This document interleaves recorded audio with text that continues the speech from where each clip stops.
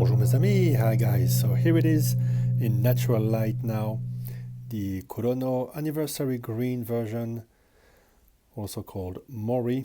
Mori just means forest in Japanese, of course. この時計を作った、理由は2つあります。一つは、私自身が、使うために作りました。私はたくさんの注文を、いただいておりますが、そのために私自身が使う時計を、持っておりません。したがって、私が使うためにこの時計を作ったということがあります。Very long waiting list. We are talking years, very, very expensive watches, handmade completely by the master. And this is his token of appreciation for the fans, for people who are waiting, or for people who want a taste of his design mastery, of course. This is just under 2,000 US dollars, so inside is a generic caliber from Miyota. A bit noisy, but at least it runs at 4 hertz and, well, it makes the hands move. It's the most important thing that we were asking from it. But you don't buy this watch for the caliber. You buy it to get a taste, a sense of the master's sensibility, and you sure get a plenty.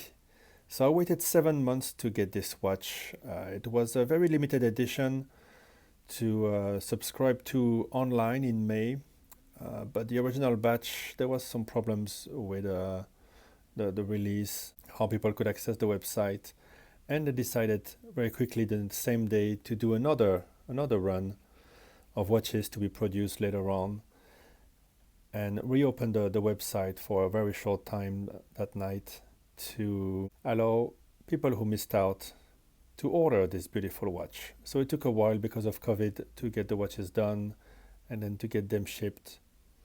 This one gets shipped out of Singapore for some reason, although I believe the company is in Japan, or in Bunkyo, Tokyo. I love getting things from Singapore because they're always overnight by DHL usually. So that there's little to no wait from the moment you get the notification. So what you get obviously is not high horology, but it's a beautiful watch, and when you open the box the first time, it is absolutely stunning, nestled in this nice little box. I gotta say, they do things very, very nicely. It's very well presented. It comes also inside this beautiful thick scarf, actually very lovely. I'm gonna use it as a backdrop to many videos, I think. And what I really like as well, beyond the obviously sumptuous dial layout and those hands carefully crafted, is the case. So the Miyota is pretty slim, so the case has remained slim as well. And it's quite small, by the looks of it, 36 millimeters. I don't have calipers with me, but it's a very classic size, and you don't want to have green splashed all over 40 millimeters, even 38. I think 36 is the right size. So lovely curved case, all of high polish. The size of the crown, I think, is very suited as well. And although the winding is not very pleasant on a Miyota, when you pull out the crown to set the time, it does hack. And actually the action when you pull it is quite nice. The experience I had before on a Miyota was from a Zeppelin watch, and the crown was awful actually to pull out. So at the back you have here Bunkyo, Kurono. So if you're wondering, those 3 characters there, it's just katakana for Kuro and no, Kurono. Designed by Hajime Asaoka. 24 jewels. Actually, the leather, it might not be very, very expensive, but it's actually very nice. I wish Seiko would have this type of quality on their entry-level watches. It's actually very pleasant. The color is good, the stitching is nice, and it feels great. Very supple. I gotta say, it suits the watch very well. No need to change it. The buckle is very simple, nothing special, but it ties in well with the case. already these watches are trading much higher on the second-hand market. So yeah, who buys this? Well, it's the fans of the master craftsman, and also obviously people who like to flip watches. I gotta say a big thanks to my friend Stanley for hyping me up to this watch. He told me just buy it. Don't ask me why. Just buy it. You won't regret it. And now that I have it, I gotta say, what a beautiful green addition to the collection in a modest size. The feel I get from it is really like, those vintage watches. Obviously, I venture to say Art Deco kind of look to those three concentric circles.